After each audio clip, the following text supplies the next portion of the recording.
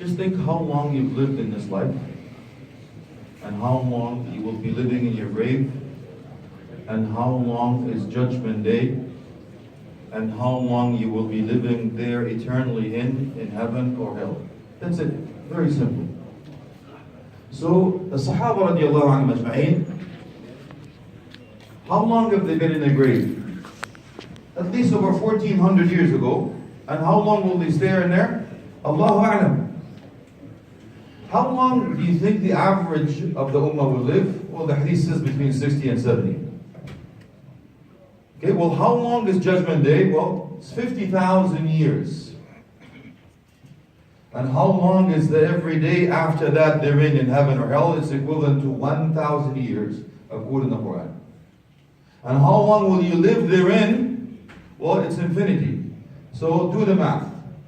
Infinity, divide any number into infinity will equal 0. Did you now get the number of the dunya? It simply means 0.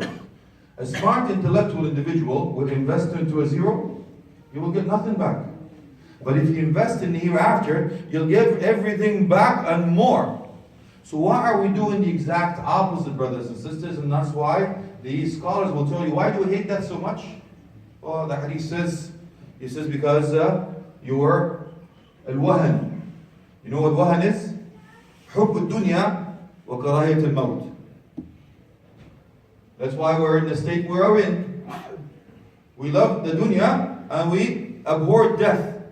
So he says, why is it then? Do we hate death so much? He says, لأنكم عمرتم دنياكم وخربتم أخراكم ولا يريد أحد أن يترك العمار إلى الخراب. Because we invested everything in the dunya. And we've invested nothing in the hereafter, which means we abandon it. So no one wants to leave the dwellings where you live, they're in the inhabited areas, and go to the abandoned areas. Do you get the idea? That's really as that simple for today. So invest wisely. If I give you a room, say this is your temporary office, will you paint it with the best? Will you put molding? Will you put best carpet? Will you get the best office? Will you get everything in there? It's a temporary office, man. Just gonna go and do your thing and go.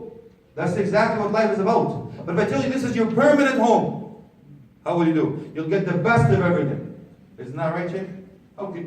Well, let's do the best of everything for the hereafter and leave what is temporary that we're not going to take with you. Yes? I ask Allah subhanahu wa ta'ala to make us intellectual enough to know the truth about the dunya and know the truth about the hereafter. I ask Allah subhanahu wa ta'ala to have mercy upon Brother Muhammad and accept his good deeds and expiate otherwise.